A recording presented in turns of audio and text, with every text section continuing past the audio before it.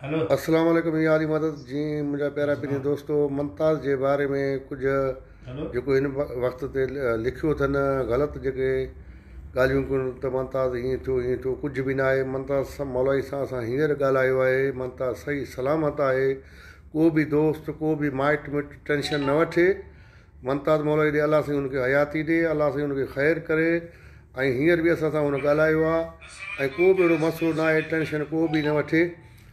ऐं जंहिं बि इहो पोस्ट रखियो आहे त उन जी बि महिरबानी आहे, उन सही कोन कयो आहे। इहे ग़लति करे थो कमु। हर को बचड़े वाला माण्हुनि खे परेशान करे थो, परेशान करे थो, दोस्तनि खे परेशान करे थो।